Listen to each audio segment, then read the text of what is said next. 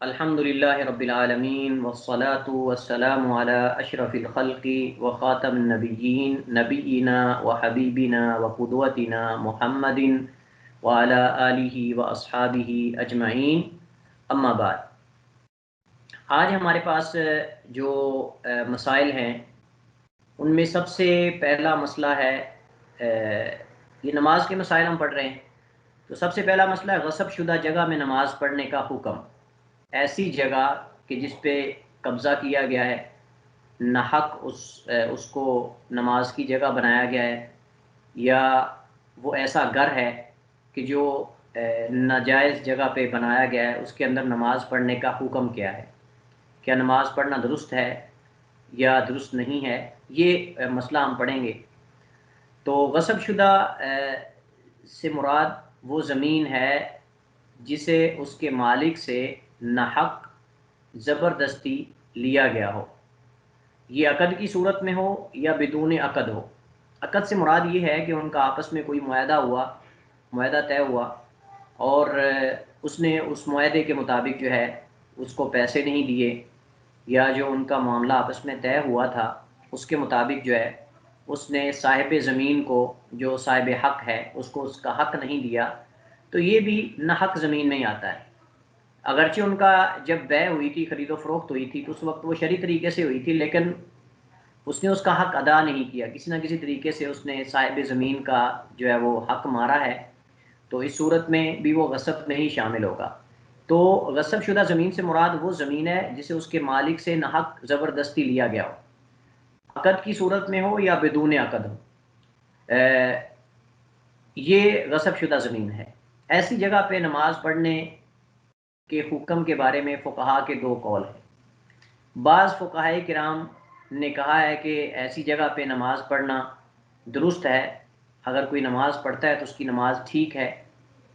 اور بعض نے کہا کہ ٹھیک نہیں ہے۔ جن لوگوں نے کہا کہ ایسی جگہ پہ نماز پڑھنا درست نہیں ہے، ان کی دلیل یہ ہے، وہ کہتے ہیں کہ جب ایسی جگہ پہ ٹھہرنا، رہائش رکھنا درست نہیں ہے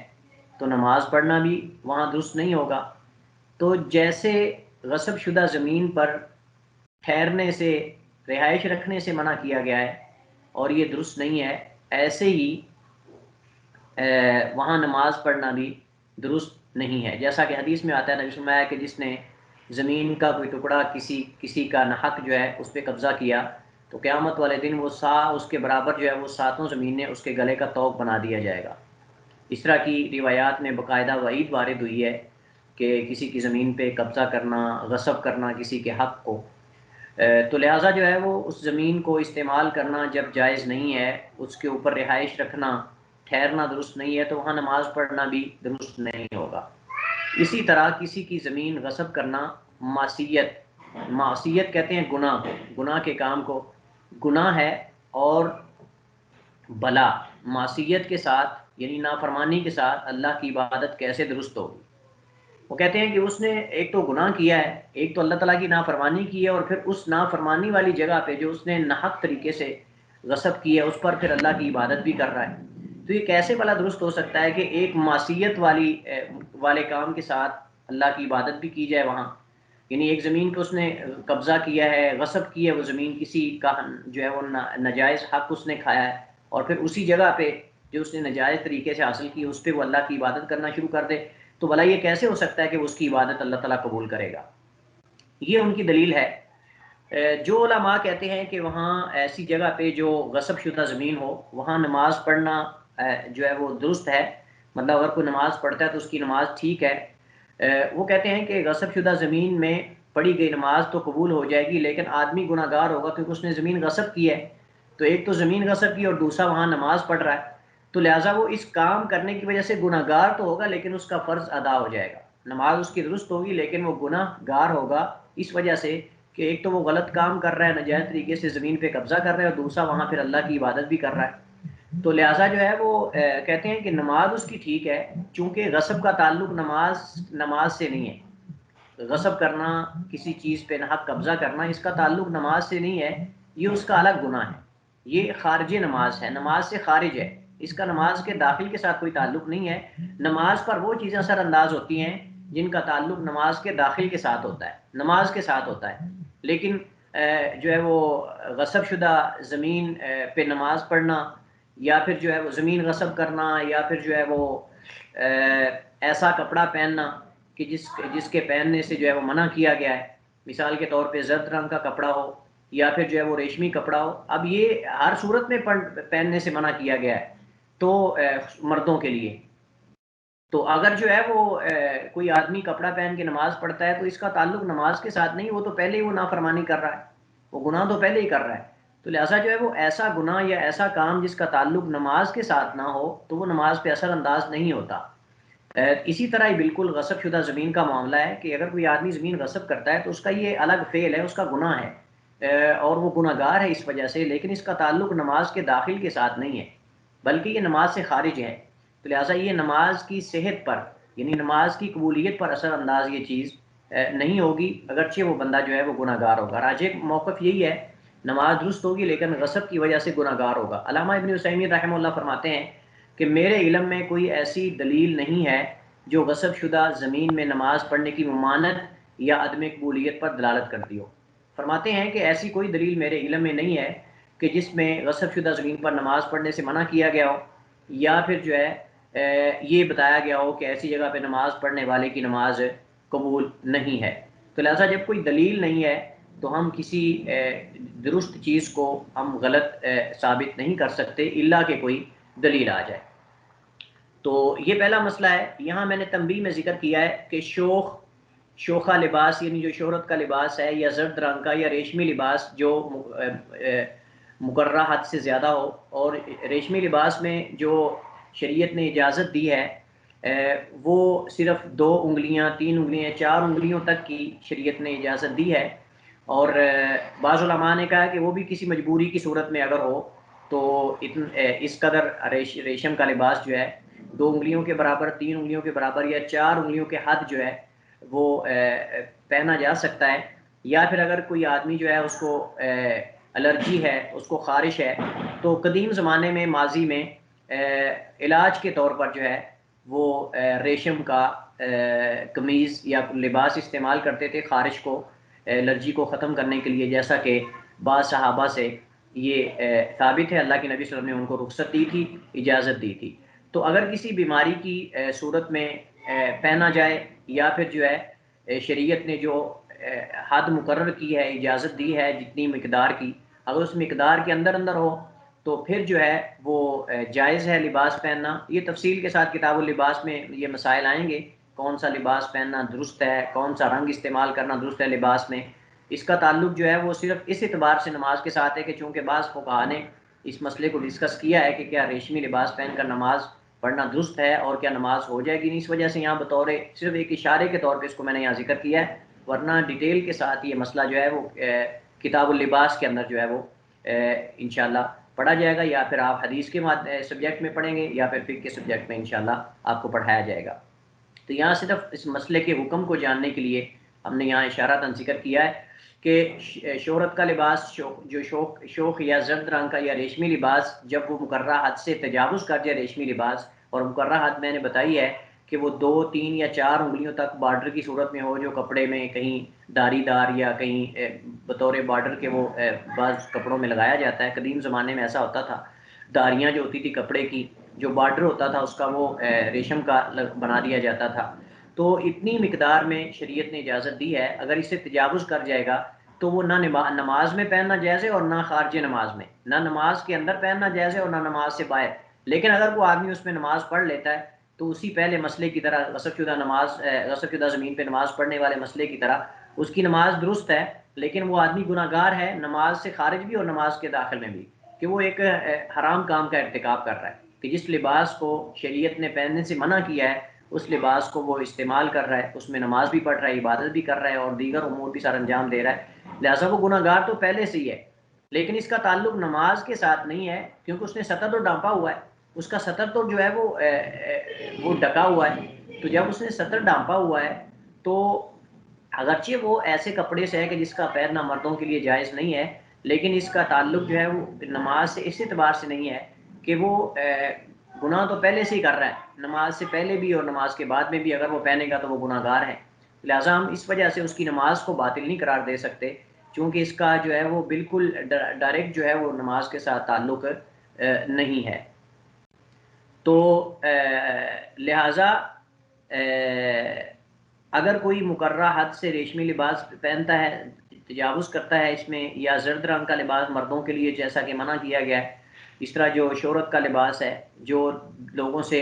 بالکل مختلف نوعیت کا ہو کہ دور سے لوگ دیکھیں اس کو، اس لباس کو دور سے ہی وہ الگ سا نظر آئے، الگ نوعیت کا،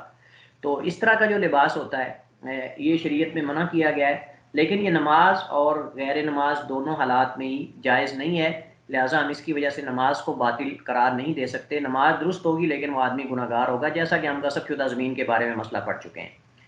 یہاں کچھ مسائل ہیں جن کو بطور جو ہے وہ فائدہ میں نے ذکر کیا ہے، چند ایسی غلطیاں جن کے کئی نمازی مرتکب ہوتے ہیں۔ کچھ ایسی غلطیاں ہیں جو عموماً ہم میں سے کئی ایسے ہیں جو وہ کر جاتے ہیں، ان کے مرتکب ہو جاتے ہیں، بسا اوقات ہمیں خود اس کا شعور نہیں ہوتا، بسا اوقات جو ہے وہ قصدن ایسا کر جاتے ہیں، بسا اوقات لاشعوری طور پہ جو ہے وہ ہم ایسا کر جاتے ہیں۔ تو وہ چند غلطیاں کچھ ہم انشاءاللہ اگلے سمیسٹر میں پڑھیں گے، اور کچھ میں نے یہاں بطور اشارہ جو ہے وہ ذکر کی ہیں۔ مثال کے طور پہ حد سے تجاوز کر جانا،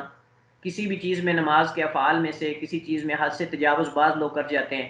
جیسا کہ وضو کے اعضاء جب دھونا شروع کرتے ہیں تو بار بار دھوتے رہتے ہیں، یا تو وسوسے کی وجہ سے یا پھر کسی اور وجہ سے،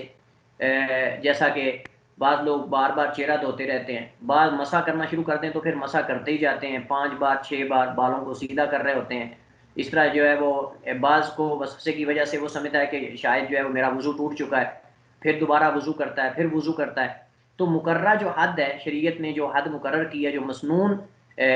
حد ہے، اس سے وہ تجاوز کر جاتے ہیں، اور یہ درست نہیں ہے۔ علماء کرام نے اس کو مکروہ عمل سمجھا ہے، اور بعض نے اس کو ناجائز بھی کہا ہے کہ جو مقررہ حد ہے 3 بار اعضاء کو دھونا، اور اگر چوتھی بار کوئی دھوتا ہے تو بعض نے کہا یہ جائز نہیں، لیکن بعض نے کہا کہ مکروہ ہے، کیونکہ بعض حدیث میں جو ہے وہ اسے ناپسند سمجھا گیا ہے۔ تو لہٰذا جو ہے وہ حد سے تجاوز کر جانا۔ اسی طرح تکبیر تحریمہ میں بعض لوگ تکبیر تحریمہ کہتے ہیں، نماز شروع کر دیتے ہیں، پھر وسوسہ آتا ہے دل کے اندر کہ شاید میں نے تکبیر نہیں کی، پھر دوبارہ شروع کر دیتے ہیں اسلام پھیر کے، پھر دوبارہ۔ یہ میں اپنی آنکھوں سے میں نے دیکھا ہے یہ حال، کہ ایک بندے کو میں نے دیکھا اس نے 3 بار تکبیر تحریمہ کہی۔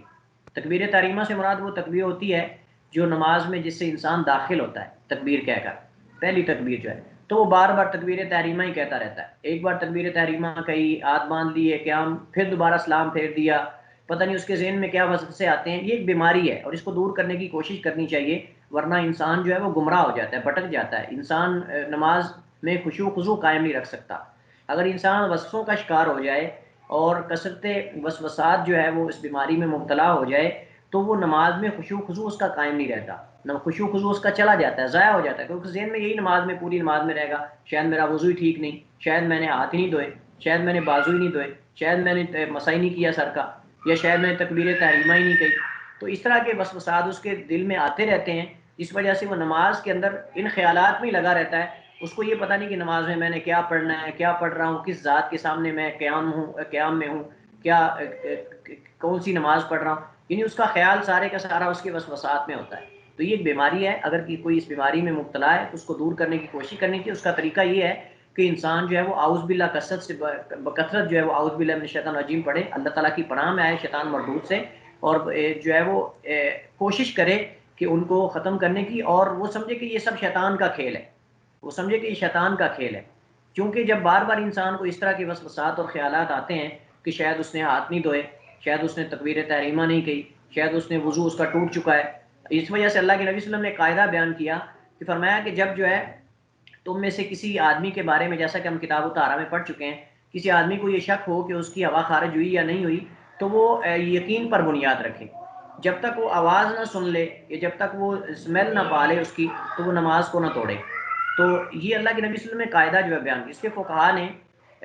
اصول کی کتابوں میں یہ قاعدہ باقاعدہ ذکر کیا ہے کہ الیقین لا یزول بالشک، کہ یقین جو ہے وہ شک سے زائل نہیں ہوگا، یقین جو ہے جس پر آپ کا یقین اس کو شک پر آپ ختم نہیں کر سکتے۔ اصل یہ کہ آپ نے وضو کر لیا ہے، آپ کا وضو درست ہے، الا کہ کوئی ایسی چیز ظاہر ہو جائے جس کا آپ کو یقین ہو کہ اس سے وضو ٹوٹ چکا ہے. جب تک آپ کو یقین نہ ہو جائے اس کام کا، اس وقت تک آپ کا وضو باقی ہے. تو چونکہ وضو کر لینا آپ کا اصل ہے، یہ یقین ہے، تو اس یقین کو یقین ہی ختم کر سکتا ہے. اور وہ یقین نبی صلی اللہ علیہ وسلم نے جیسا کہ فرمایا کہ آدمی جو ہے وہ آواز سن لے، یا پھر جو ہے وہ اس کو اس ہوا خارج ہونے کی جو اسمیل ہوتی ہے وہ اس کو محسوس ہو، تو یہ اللہ کے نبی صلی اللہ علیہ وسلم نے قاعدہ بیان کیا ہے. تو فقہائے کرام نے، جو اصولیین نے قاعدے اور اصول وضع کیے ہیں، ان میں اکثر ایسے اصول ہیں جو کتاب و سنت سے ہی اخذ کیے گئے. جیسا کہ اس حدیث علماء نے یہ قاعدہ اخذ کیا کہ الیقین لا یزول بالشک، کہ یقین جو ہے وہ شک سے زائل نہیں ہوتا. یقین یقین سے زائل ہو سکتا ہے، شک سے زائل نہیں ہو سکتا. لہذا جب انسان کو وسوسہ آئے کہ اس کا وضو جو ہے وہ ٹوٹ چکا ہے یا اس نے وضو کیا ہی نہیں، تو جس پر اس کا یقین ہو اس کو باقی رکھے، وہ شک کو لے کر اپنے یقین کو ختم نہ کر دے. تو اسی وجہ سے حد سے تجاوز کرنا درست نہیں ہے کہ آدمی جو ہے وہ ایک بار دھو چکا ہے، 3 بار دھو چکا ہے، اور پھر وہ کہے کہ نہیں شاید میں نے ابھی تک بازو دھوئی نہیں ہے، پھر دوبارہ وہ شروع کر دے اس کو. ہاں اگر آدمی کو یقین ہے کہ اس نے بازو نہیں دھوئے، اس کو کوئی علامات اور آثار نظر نہیں آ رہے، تو پھر ان کو دوبارہ وہ دھو لے. لیکن اگر آدمی کو یقین ہو چکا ہے کہ اس نے بازو دھو لی ہیں اور وہ ویسے خشک ہو چکے ہیں، تو اب یہ تو نہیں کہ دوبارہ پھر وہ شروع کر دے. اس طرح تکبیر تحریمہ کہہ کے پھر دوبارہ شروع کر دے، کوئی ذہن میں وسوسہ ہے، تو یہ جو ہے وہ عمل درست نہیں ہے، اور یہ بیماری ہے، اور اس میں انسان کا خشوع خضوع نماز سے چلا جاتا ہے. تو لہٰذا اس سے بچنے کی عت المقدور جو ہے وہ کوشش کرنی چاہیے، وسوسات کو دور کرنے کی کوشش کرنی چاہیے، اور اللہ تعالیٰ سے بکثرت جو ہے وہ اس کی پناہ مانگنی چاہیے. اللہ تعالیٰ ہم سب کو اس بیماری سے محفوظ فرمائے. یہ بیماری جو وسوسات والی بہت خطرناک اور موذی بیماری ہے. اس سے انسان کی نمازوں کا خشوع خضوع بھی چلا جاتا ہے، اور بسا اوقات انسان کا ایمان بھی چلا جاتا ہے. اس وجہ سے اس بیماری سے ہمیں بچنے کی کوشش کرنی چاہیے. اللہ تعالیٰ سے بکثرت جو ہے وہ اس سے پناہ مانگنی چاہیے، اللہ تعالیٰ کی پناہ میں آنا چاہیے. دوسری چیز جس کا عموماً نمازی جو ہے وہ جس غلطی کا ارتکاب کرتے ہیں، وہ ہے موزوں یا جرابوں پر بار بار مسح کرنا. بسا اوقات یہ بھی دیکھنے کو ملتا ہے کہ جس آدمی اگر موزے پہنے ہوئے ہیں یا جرابیں پہنی ہوئی ہیں، تو وہ سمجھتا ہے کہ شاید اس پہ جیسے دھونا ہوتا ہے 3 بار اس کو مسح کرنا ہے، بار بار وہ اس کو مسح کرتے رہتے ہیں، مسح کرتے رہتے ہیں. بعض تو ان کو گیلا کرنے کی کوشش کرتے ہیں موزوں کو اور جرابوں کو، ایسے اچھی طرح پانی لے کر اوپر ایسے ملتے ہیں جرابوں کے. تو یہ درست نہیں ہے. جیسے ہم سر پہ مسح کرتے ہیں ایسے ہی موزوں اور جرابوں پہ مسح کیا جائے گا، اور ایک بار کیا جائے گا، کیونکہ اللہ کے نبی صلی اللہ علیہ وسلم کی سنت جو ہے وہ ایک بار ہی مسح کرنا ہے. لہٰذا اگر آدمی کہے کہ میں نے 3 بار ہی پورا کرنا ہے، 4 بار کرنا ہے، 5 بار کرنا ہے، وسوسات کا شکار ہوتا رہے، تو یہ عمل درست نہیں ہے. موزوں یا جرابوں پر بار بار مسح کرنا یہ حد سے تجاوز کرنا ہے، اور یہ درست نہیں ہے. مسنون عمل ایک بار مسح کرنا ہی ہے. لہٰذا ایک بار ہی مسح کر لینا، ہاتھ جو ہے ان کو گیلے ہاتھوں کو اوپر لگا لینا، یہ ایک بار یہ ہی اصل درست عمل ہے. اور صرف جو موزے اور جرابیں ان کے ظاہر پر، ان کے جو ظاہری حصہ ہے اوپر والا اسی پر کرنا ہے، نیچے والے حصے پر نہیں. کیونکہ حضرت علی رضی اللہ تعالیٰ عنہ مومنین رضی اللہ فرماتے ہیں کہ اگر دین عقل کے تابع ہوتا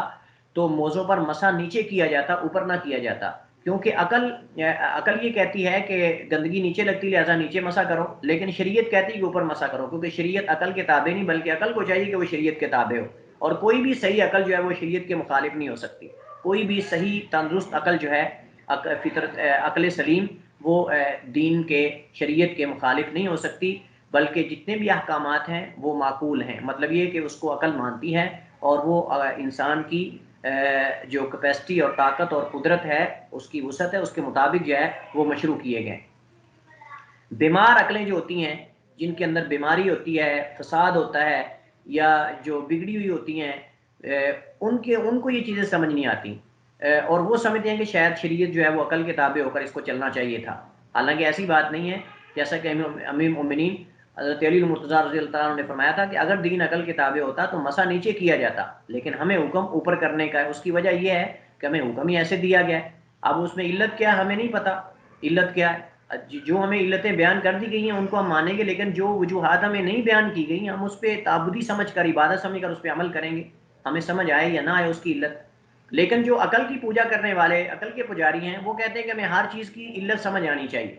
ہمیں ہر چیز کی علت و سبب وجہ سمجھ آنی چاہیے. نماز پڑھتے ہیں اس کی وجہ کیا ہے سمجھ آنی چاہیے، روزہ رکھتے ہیں اس کی وجہ کیا ہے سمجھ آنی چاہیے.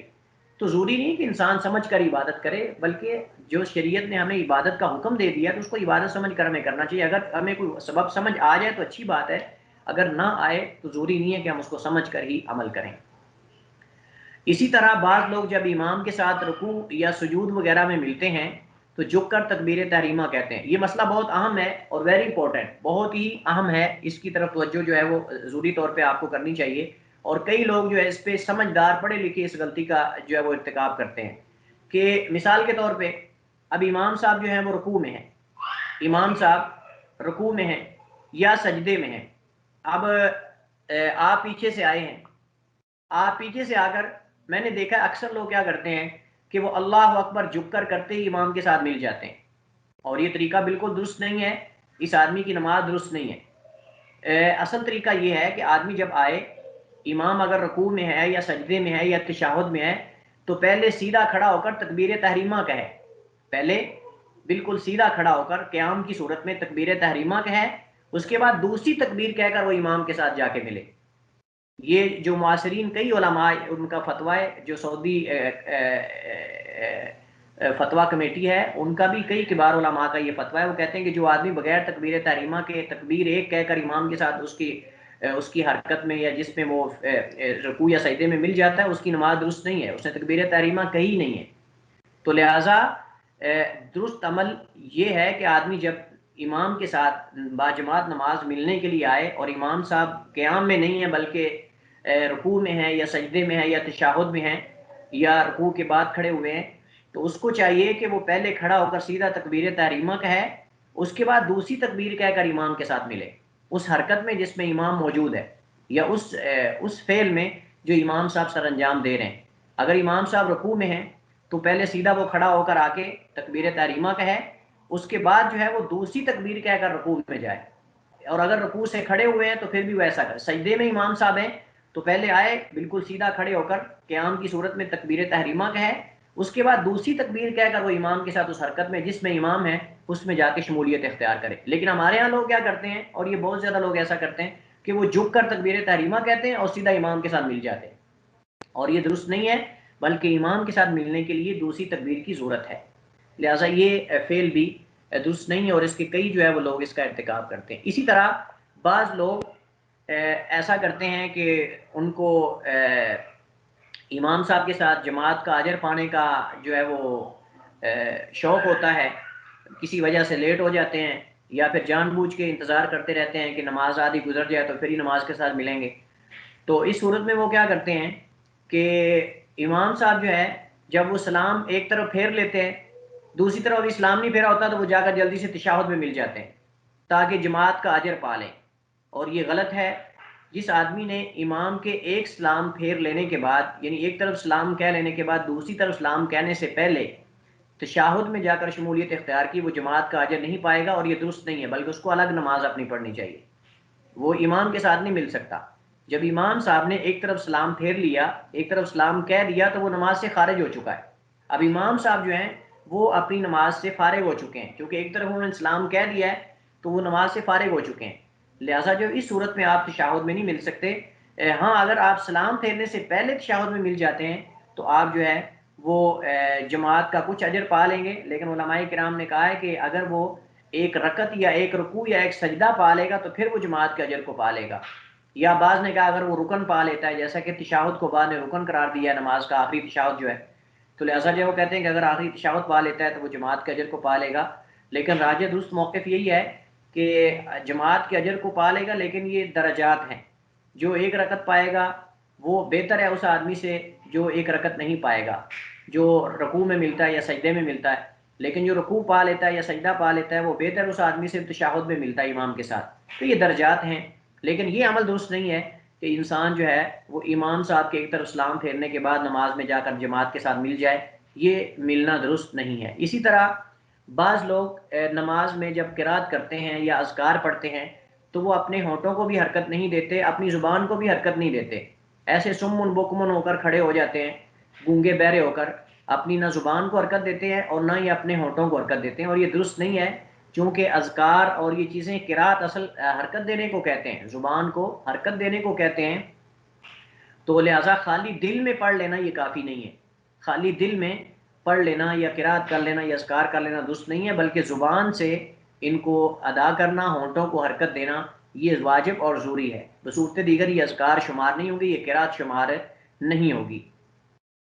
اور اس کا بھی کئی لوگ ارتکاب کرتے ہیں بعض لوگ جو ہے وہ قرآن کریم کی تلاوت میں بھی ایسا ہی کرتے ہیں، قرآن کریم کی تلاوت میں بھی کئی جب قرآن پڑھتے ہیں تو صرف ایسے نظر اوپر گھما رہے ہوتے ہیں، لیکن دل میں وہ پڑھتے جا رہے ہوتے ہیں. تو یہ جس طرح قرآن کریم کا جو اجر بیان کیا گیا ہے وہ اس کو مکمل اجر کو نہیں پائے گا وہ آدمی جو دل میں پڑھتا ہے اور زبان کو حرکت نہیں دیتا، ہونٹوں کو حرکت نہیں دیتا، بلکہ نظر اوپر دوڑا رہا ہے. یہ تو مطالعہ ہے، یہ تو ایک مطالعہ ہے، یہ قرات نہیں ہے. جو قرآن کریم کے الفاظ کو دیکھ کر یا اس کے صفحات کو دیکھ کر اوپر نظر دوڑانا لیکن زبان کو حرکت نہ دینا، ہونٹوں کو حرکت نہیں دینا، یہ مطالعہ اس کو کہتے ہیں، اس کو تدبر کہتے ہیں. اور جو قرات ہے اس کا اجر ہے، قرات اس کو شمار نہیں کیا جائے گا. اسی طرح ہی بالکل نماز میں اذکار اور قرات کا حکم ہے کہ ایک انسان جو ہے وہ نہ ہونٹوں کو حرکت دے رہا ہے نہ زبان کو حرکت دے رہا ہے اور دل میں ہی پڑھتا جا رہا ہے، تو اس کا ذکر شمار نہیں ہوگا، اس کی قرات شمار نہیں ہوگی، بلکہ زبان کو حرکت دینا اور ہونٹوں کو حرکت دینا یہ واجب اور ضروری ہے. بعض لوگ سجدے میں ناک کو زمین پر نہیں لگاتے. بعض لوگ دیکھا گیا ہے کہ جب سجدہ کرتے ہیں تو وہ ناک کو زمین پر نہیں لگاتے، اور یہ غلط ہے، اور یہ غلط ہے. یہ واجبات نماز میں سے ہے، نماز کے واجبات میں سے ہے، ضروری ہے. لہذا جو ہے وہ نماز میں سجدے کی حالت میں جو اعضاء زمین پہ لگنے چاہیے ان میں ناک بھی ہے، جیسا کہ ہم نے حدیث یہ پڑھ چکے ہیں. نبی صلی اللہ علیہ وسلم نے فرمایا کہ امرت ان اسجد علی سبعۃ اعظم، کہ مجھے حکم دیا گیا، یہ صحیح بخاری اور مسلم کی روایت نے فرمایا کہ مجھے حکم دیا گیا ہے کہ میں 7 ہڈیوں پر 7 اعضاء پر سجدہ کروں. اور پھر ایک حدیث میں اس کی آپ نے وضاحت بھی فرمائی، اس میں 2 قدم ہیں اور اس طرح جو ہے وہ 2 ہاتھ ہیں، اور اسی طرح ناک اور پیشانی چہرہ ہے، ناک اور پیشانی اور چہرہ اور گھٹنے ہیں. یہ دونوں چیزیں ہیں، ناک بھی اس کے اندر شامل ہے اور چہرہ بھی اس کے اندر شامل ہے. تو لہٰذا جو ہے وہ ناک کا بھی زمین پر لگنا یہ ضروری ہے اور یہ چہرے کے ساتھ شامل ہے، جیسا کہ حدیث کے اندر یہ بات موجود ہے، ہم پڑھ چکے ہیں یہ حدیث. اسی طرح کی بہت سی غلطیاں ایسی ہیں کہ جس کا ہم جانے یا نہ جانے میں اس کا ارتکاب کرتے ہیں، اور ان کا جاننا انتہائی ضروری ہے، اور ان کی اگر ہمارے اندر یہ موجود ہیں تو ان کی اصلاح کرنا بھی انتہائی ضروری ہے انشاءاللہ. دیگر اس طرح کی جو غلطیاں جس کے کئی ایک نمازی جو ہے وہ مرتکب ہوتے ہیں یا اس کا ارتکاب کرتے ہیں، انشاءاللہ وہ بقیہ جو ہمارے مسائل نماز کے ہیں اگلے سمیسٹر میں انشاءاللہ ان کے ساتھ ہم ان کو پڑھیں گے اور ان کو جانیں گے، اور ان کے بارے میں جو درست موقف ہے انشاءاللہ وہ اس کو ہم جانیں گے. اسی پہ اکتفا کرتے ہیں. کل ایک اسٹوڈنٹ نے سوال کیا تھا، اگر ایک آدمی نے موزے پر مسح کیا ہے یا جراب پہ مسح کیا ہے اور وہ الٹی تھی، اس کو سیدھا کرتا ہے اتار کر، تو کیا اس کا وضو ٹوٹ جائے گا یا نہیں؟ میرا پہلے موقف یہی تھا کہ اگر کسی آدمی نے جراب یا موزے پر مسح کیا ہے اور مسح کرنے کے بعد وہ ان کو اتار دیتا ہے تو اس کا وضو ٹوٹ جائے گا،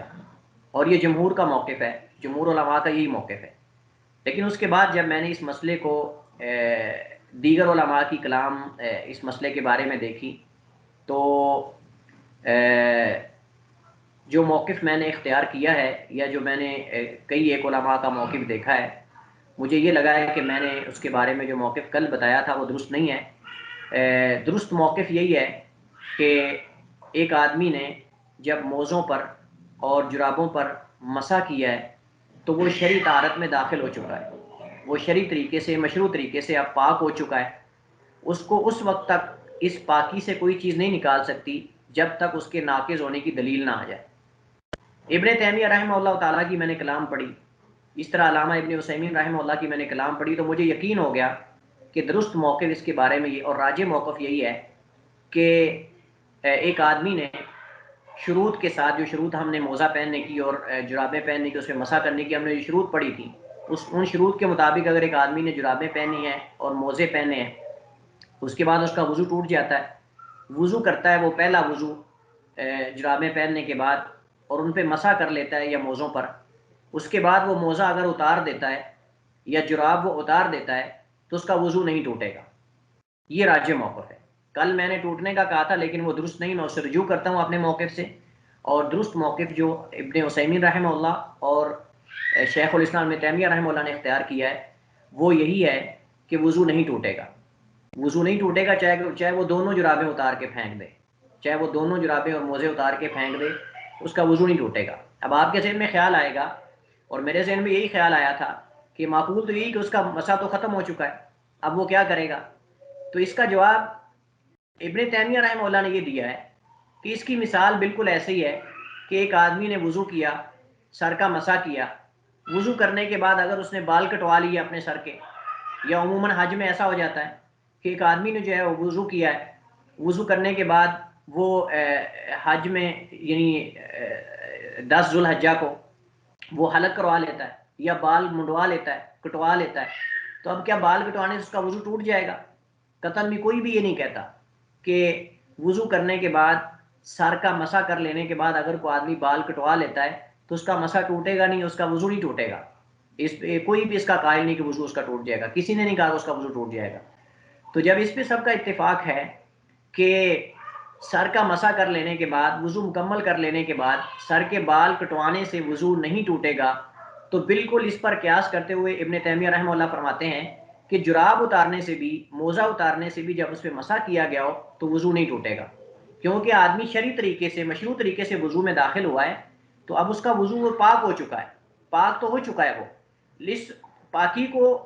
وہ چیز ختم کرے گی جس کا ناقض ہونا ثابت ہو، اور نواقض وضو ہم پڑھ چکے ہیں. نواقض وضو میں یہ نہیں کہ آدمی اگر موزہ اتار دے تو اس کا وضو ٹوٹ جائے گا، یہ کہیں بھی موجود نہیں ہے، کسی نص حدیث کے اندر موجود نہیں ہے. لہٰذا ابن تیمیہ رحمہ اللہ فرماتے ہیں، ابن عثیمین رحمہ اللہ یہ فرماتے ہیں، وہ کہتے ہیں کہ وہ شرعی طریقے سے، جیسا کہ ابن عثیمین رحمہ اللہ نے ذکر کیا، وہ کہتے ہیں کہ وہ شرعی طریقے سے اب وضو میں داخل ہو چکا ہے، پاک ہو چکا ہے، اس نے جب مسح کر لیا جرابوں اور موزوں پر اب وہ پاک ہو چکا ہے. اب اس پاکی کو کوئی چیز ختم نہیں کر سکتی سوائے اس کے جس کا ناقض ہونا شریعت میں ثابت ہو جائے کہ یہ ناقض وضو ہے، اور اتار لینا کوئی ناقض وضو تو نہیں ہے. تو لہٰذا یہ موقع مجھے زیادہ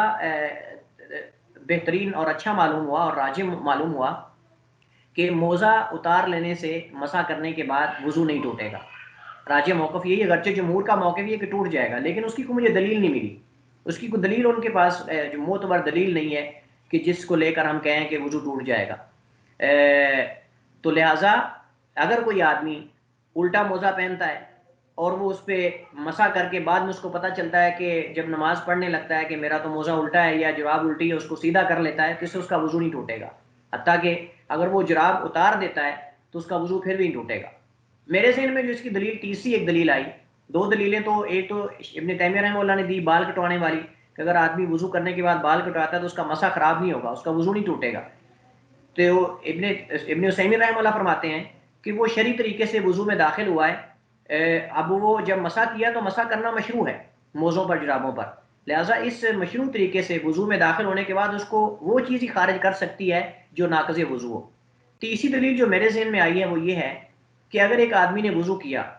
اور وضو کرنے کے بعد اس کی ٹانگ اگر پاؤں کاٹ دیا جاتا ہے، اس کا پاؤں اگر کاٹ دیا جاتا ہے، اس کی ٹانگ اگر کاٹ دی جاتی ہے، تو ہم نے راجح موقف یہی پڑھا ہے کہ خون نکلنے سے، جسم سے خون بہنے سے، سوائے شرم گاہ کے اگر کسی اور حصے سے اگر خون بہتا ہے تو وہ ناقض وضو نہیں ہے. تو لہٰذا اگر ایک آدمی کا پاؤں کاٹ دیا جائے وضو کرنے کے بعد تو اس کا وضو نہیں ٹوٹے گا.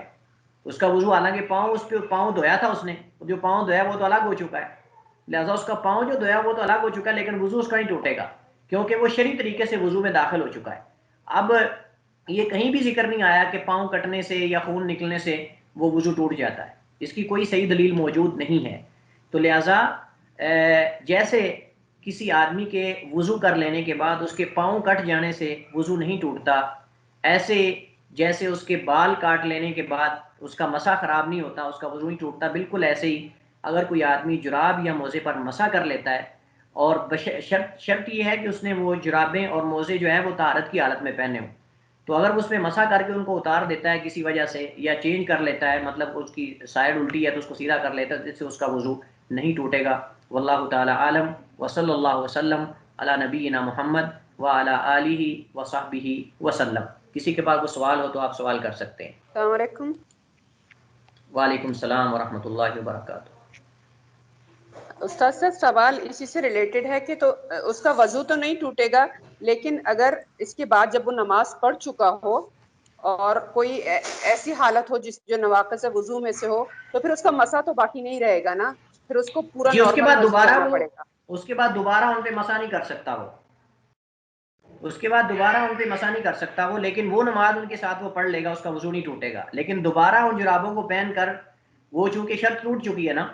وہ شرط ختم ہو چکی ہے. جی ہم نے یہ شرط پڑھی تھی موزوں اور جرابوں میں مسح کرنے کی شرط ہم نے پڑھی تھی کہ وہ پاؤں دھو کر حالت طہارت میں ان کو پہنے.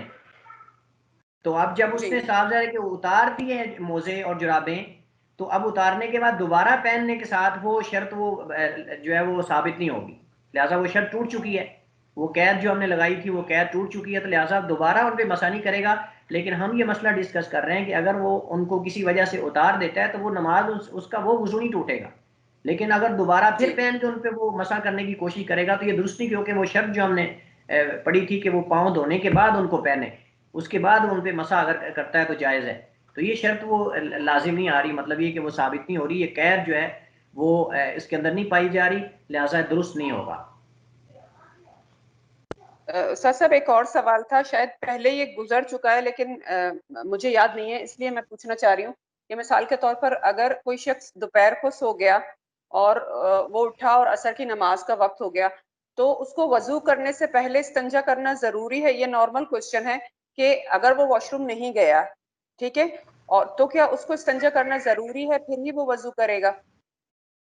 نہیں، کہ کسی بھی صورت میں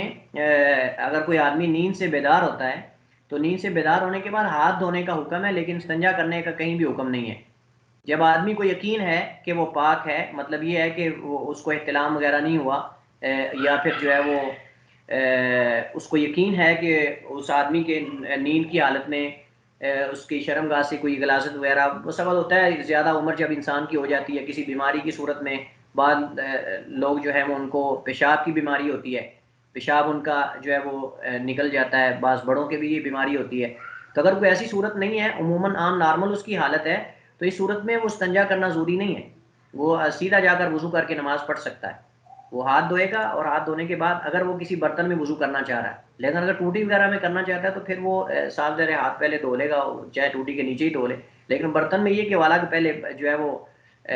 اپنے ہاتھ دھوئے گا پھر برتن میں داخل کرے گا، جیسا کہ حدیث اس کے بارے میں موجود ہے کہ جب تم میں سے کوئی نیند سے بیدار ہو تو اس وقت تک اپنے ہاتھوں کو نہ پانی میں ڈالے جب تک ان کو جو ہے وہ دھو نہ لے. جی اب ہمارے پاس کل کا دن موجود ہے، کیا خیال ہے کل ہمیں کیا پڑھنا چاہیے؟ تو سر جو ٹاپک رہ گئے اس میں سے کوئی پڑھ لیں گے. کون سے رہ گئے ہمارے؟ جو سلیبس میں آپ کو لگے کہ رہ گئے اور پڑھانے چاہیے. چلیے انشاءاللہ میں دیکھوں گا، میرے خیال میں کوئی ایسے نہیں ہے جو ہم نے نہ پڑھے ہوں یا ان کی طرف اشارہ نہ کیا ہو، بہرحال دیکھیں گے کوئی ایسے مسائل جو اہم ہیں اور ان کی طرف اشارہ کرنا چاہیے تھا لیکن نہیں کیا، تو انشاءاللہ ان کو کل ہم ڈسکس کریں گے. اور جو اسٹوڈنٹ ہمارے تدریس نہیں کروا سکے ابھی تک تو وہ کوشش کریں کہ کل جو ہے وہ کمپلیٹ کریں اور شرکت کرنے کی کوشش کریں. فقہ الحدیث کتاب سامنے رکھ لیں، کم از کم کچھ جو ہے وہ شمولیت کسی نہ کسی طریقے سے کرنی چاہیے. دوسری بات یہ ہے کہ بعض طلبہ مجھے پرسنل میں بھیج رہے ہیں، اپنی اسائنمنٹ جو ہے وہ سینڈ کر رہے ہیں، تو یہ درست نہیں ہے کیونکہ نمبر وہاں لگنے ہیں. تو لہٰذا میں ابھی یہ لیکچر کے بعد دوبارہ اپڈیٹ کر دیتا ہوں، وہ جو تاریخ تھی مقررہ وہ ختم ہو چکی ہے، دوبارہ پھر میں 2 یا 3 دن کی ڈیٹ بڑھا دیتا ہوں. جن لوگوں نے مجھے پرسنل میں اسائنمنٹ جو ہے وہ سینڈ کی ہیں پلیز وہ دوبارہ وہاں اپلوڈ کر دیں،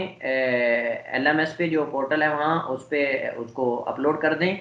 چونکہ نمبر وہاں لگائے جائیں گے. وہاں سے میں نے ایک ایک اسٹوڈنٹ کی اسائنمنٹ کو ڈاؤن لوڈ کروں گا اور اس کو پڑھ کے اس کے اوپر 7 نمبر لگاتا جاؤں گا. لیکن اگر آپ کی اسائنمنٹ وہاں نہیں ہوگی تو ممکن ہے کہ آپ کے نمبر نہ لگ سکیں. اس وجہ سے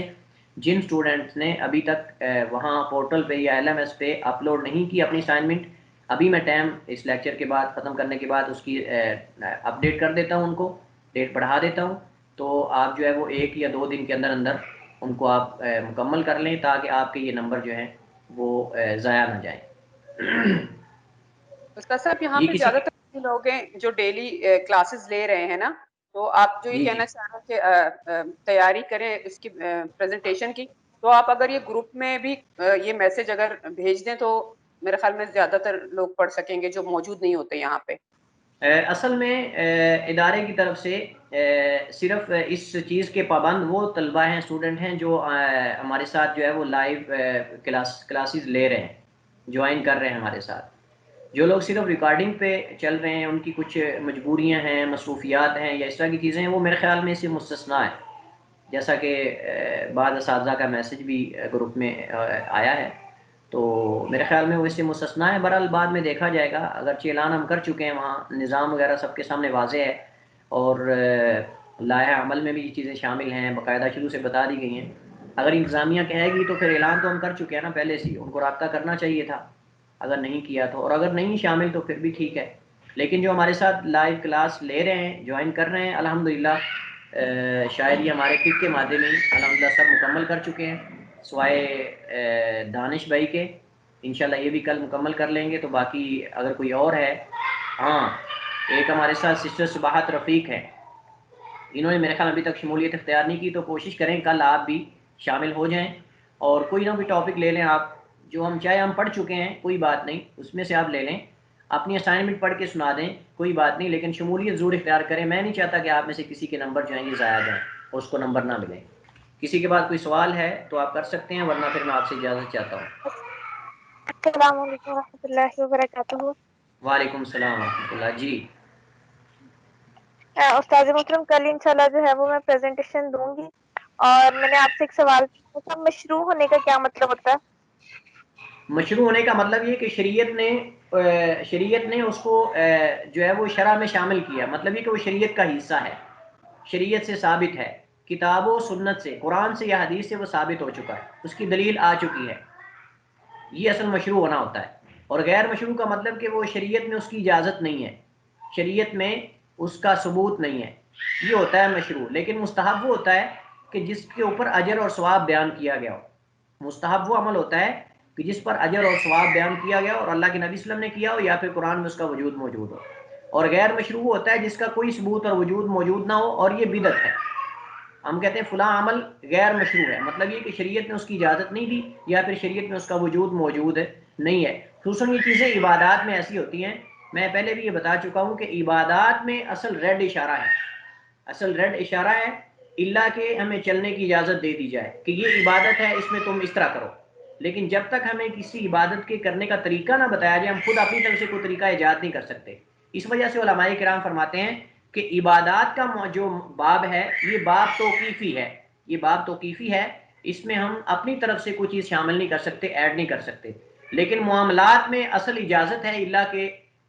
کسی کے نہ کرنے کی جو ہے وہ حرمت آ جائے یا کوئی دلیل آ جائے۔ ہم چاہیں کسی سے جس طرح معاملہ کریں، کسی کا لین دین کریں، بے کریں، خرید و فروخت کریں، جس طرح چاہیں آپ کریں، تھوڑی پرافٹ لے لیں، زیادہ پرافٹ لے لیں، کوئی مسئلہ نہیں ہے، لیکن اس کے اندر وہ چیزیں نہ ہو جو شریعت نے منع کی ہیں۔ مثال کے طور پہ دھوکہ نہ ہو، اس طرح جو ہے وہ سود نہ ہو، اس طرح یہ چیزیں چند ایک ہیں۔ اس کے علاوہ ہم کس طرح آپ چاہیں بے کر سکتے ہیں، آپ معاملات کر سکتے ہیں، آپ نکاح میں جو چاہیں جائز شروط رکھ سکتے ہیں۔ لیکن جو عبادات ہیں، عبادات میں ہماری رائے نہیں چلے گی، بلکہ جو شریعت نے کہا اس کے مطابق چلیں گے۔ اس کی میں ایک دلیل میں اکثر دیا کرتا ہوں، اس کی ایک جو دلیل ہے واضح طور پہ، حضرت عبداللہ بن مسعود کے بارے میں، رسول اللہ کے بارے میں آتا ہے۔ آپ کو پتہ ہے کہ یہ کوفہ میں جو ہے وہ قیام پذیر رہے ہیں اللہ کے نبی صلی اللہ علیہ وسلم کی وفات کے بعد۔ عبداللہ بن مسعود کے بارے میں آتا ہے کہ کوفہ کی جامع مسجد میں داخل ہوئے تو دیکھا کہ کچھ لوگ گروپ کی شکل میں بیٹھ کر اللہ کا ذکر کر رہے ہیں، گروپ کی شکل میں بیٹھ کر ذکر کر رہے ہیں، اور گٹھلیوں پر کھجور کی گٹھلیاں لے کر جو ہے وہ اس پہ ذکر کر رہے ہیں۔ عبداللہ بن مسعود، حالانکہ آپ دیکھیں کہ عقل تو یہی کہتی ہے کہ کتنا اچھا کام ہے، ذکر کرنا کوئی برا کام تو نہیں ہے، اللہ کا ذکر کرنا بڑا اچھا کام ہے اور مطلوب ہے۔ لیکن انہوں نے جو طریقہ اختیار کیا تھا، وہ طریقہ جو ہے وہ اللہ کے نبی صلی اللہ علیہ وسلم کی سنت سے ثابت نہیں تھا، وہ مشروع نہیں تھا، وہ طریقہ مشروع نہیں تھا۔ تو جب عبداللہ بن مسعود نے دیکھا رضی اللہ تعالیٰ عنہ نے کہ وہ لوگ گروپ کی شکل میں ایک تو بیٹھے ہوئے اجتماعی ذکر کر رہے ہیں گروپ کی شکل میں، دوسرا گٹھلیوں پہ پڑھ رہے ہیں، تو آپ صلی اللہ علیہ وسلم غصے، آپ رضی اللہ تعالیٰ عنہ جو ہے وہ عبداللہ بن مسعود غصے میں آ گئے، ان کا رنگ جو ہے وہ بدل گیا، چہرہ سرخ ہو گیا غصے کی وجہ سے، اور فرمانے لگے کہ ابھی اللہ کے نبی صلی اللہ علیہ وسلم کے گھر کے برتن باقی ہیں، ابھی آپ صلی اللہ علیہ وسلم کا کفن پرانا نہیں ہوا، ابھی آپ کے صحابہ بکثرت موجود ہیں اور تم نے یہ کام ایجاد کر لیا ہے۔ اور آپ نے ساتھ فرمایا کہ تم یہ جو گٹھلیاں ان پہ ذکر کر رہے ہو، ان کو گن رہے ہو، اس پہ اپنی گناہ گنو، اپنی نیکیاں نہ گنو، مطلب کہ گویا کہ تم یہ نیکیاں نہیں بلکہ اپنے گناہ گن رہے ہو، اپنے گناہ شمار کر رہے ہو۔ اب یہ ایک میں کہتا ہوں کہ ایسے لوگ جو کہتے ہیں کہ منع کہاں کیا گیا ہے، روکا کہاں گیا ہے، غلط کہاں کہا گیا کہ غلط ہے، ان لوگوں کو اگر یہ کم از کم حدیث پڑھ لیں عبداللہ بن مسعود صحابی رسول کی رضی اللہ عنہ کی، تو ان کو یہ پتہ چل جائے کہ بدعت کس کو کہتے ہیں۔ اور عبادات میں جو چیزیں عبادت سمجھ کے ہم کر رہے ہیں، اور وہ شریعت میں ثابت نہیں ہے تو یہ اس کی واضح طور پہ دلیل ہے۔ اب وہ ذکر کرنا کوئی بری بات تو نہیں، ذکر کرنا تو کتاب و سنت سے ثابت ہے، لیکن طریقہ جو انہوں نے ایجاد کیا تھا یہ طریقہ چونکہ مشروع نہیں تھا، یہ ثابت نہیں تھا کتاب و سنت کے اندر، تو لہٰذا اس وجہ سے عبداللہ بن مسعود صحابی رسول نے ان پر جو ہے وہ تنقید کی، ان پر رد کیا اور غصے سے، اور فرمانے لگے مجھے مسجد سے جلدی سے نکالو کہیں اللہ کا عذاب نہ آ جائے۔ تو یہ حالت صحابی رسول کی تھی۔ تو صحابہ جو ہے اس طرح کی چیزیں کبھی بھی برداشت نہیں کرتے تھے۔ حضرت عمر فاروق رسول کے بارے میں آیا، ان کو پتہ چلا جب کہ چند لوگ جو ہے وہ جو بیت رضوان جہاں ہوئی تھی، اللہ کے نبی صلی اللہ علیہ وسلم نے صحابہ سے بیعت لی تھی بیت رضوان میں، وہ درخت جو تھا چند لوگوں نے وہاں جا کر سجدے کرنا شروع کر دیے، اس سے تبرک لینا شروع کر دیا، تو حضرت عمر فاروق غصے میں آ گئے رضی اللہ عنہ، المؤمنین نے حکم دیا کہ اس درخت کو جڑ سے اکھاڑ کے پھینک دو، کیونکہ وہاں شرک کا آغاز ہو رہا تھا اور طریقہ انہوں نے غلط ایجاد کیا۔ تو لہٰذا عبادات جو ہیں، عبادات کا باب جو ہے دروازہ، یہ اصل ہے کہ توقیفی ہے، اس میں اصل ہمیں حکم ہے رک جاؤ، اللہ کہ ہمیں اس کے چلنے کی اجازت آ جائے کہ تم نے ایسے ایسے یہ عبادت کرنی ہے۔ اگر ہم اپنی عقل کے مطابق کریں گے، خواہشات کے مطابق کریں گے، تو شیطان تو بڑا کچھ انسان کو سکھائے گا، شیطان تو بہت کچھ کہتا ہے انسان کو، لیکن انبیاء کے آنے کا مقصد، رسول اللہ صلی اللہ علیہ وسلم کی بعثت کا مقصد، قرآن نازل ہونے کا مقصد یہ تھا کہ ہمیں جائز طریقے عبادت کے بتائیں۔ ہمیں تو نہیں پتا کہ ہم اللہ کی عبادت کیسے کر سکتے ہیں، ہمیں نہیں پتا، انسان پھر جس طرح بھی وحی کے بغیر، کیونکہ اللہ تعالیٰ کی ذات کو ہم نے دیکھا ہی نہیں، اللہ تعالیٰ کی جو ہے وہ صفات کو ہم جو ہے وہ جانتے ہیں لیکن اللہ تعالیٰ کی ذات ہم دیکھا نہیں، ہمیں کیا پتا ہے کہ اللہ تعالیٰ ہمیں کیسے کیسے اللہ تعالیٰ جو ہے وہ ہم سے عبادت وہ چاہتے ہیں۔ تو ہمیں رسول نے بتایا ہے کہ اللہ تعالیٰ اگر ہم اس طرح عبادت کریں گے تو اللہ تعالیٰ قبول فرمائے گا، لہٰذا اللہ کے نبی صلی اللہ علیہ وسلم نے ہر نیکی سے آگاہ کر دیا اور اس کی ترغیب دلائی ہے، اور ہر برائی سے روک دیا اور اس سے آپ نے ڈرایا ہے، جیسا کہ حدیث میں آپ نے فرمایا۔ تو نبی صلی اللہ علیہ وسلم کے آنے کا اصل مقصد یہ تھا کہ ہمیں جائز طریقے بتائیں، مشروع طریقے بتائیں کہ یہ عبادت کے طریقے ہیں۔ تو اگر ہم نے اپنی خواہشات کے مطابق عبادات کرنی ہے، ذکر و اذکار کرنے ہیں، تو پھر نبی صلی اللہ علیہ وسلم کے آنے کا کوئی مقصد پھر نہیں تھا، پھر وہ تو مقصد فوت ہو گیا نا، تو پھر لوگ پہلے بھی جس طرح پھر چاہتے تھے کر رہے تھے۔ تو لہٰذا عبادات جو ہیں یہ اصل توقیفی ہیں، ان میں اصل رکنا ہے، اللہ کہ ہمیں کسی عبادت کے کرنے کا حکم آ جائے اور اس کی دلیل ہمیں مل جائے۔ جزاک اللہ خیرا۔ وہی یار، چلیے جی ٹھیک ہے، اجازت چاہتا ہوں آپ سے، انشاءاللہ کل ملیں گے۔ السلام علیکم ورحمۃ اللہ وبرکاتہ۔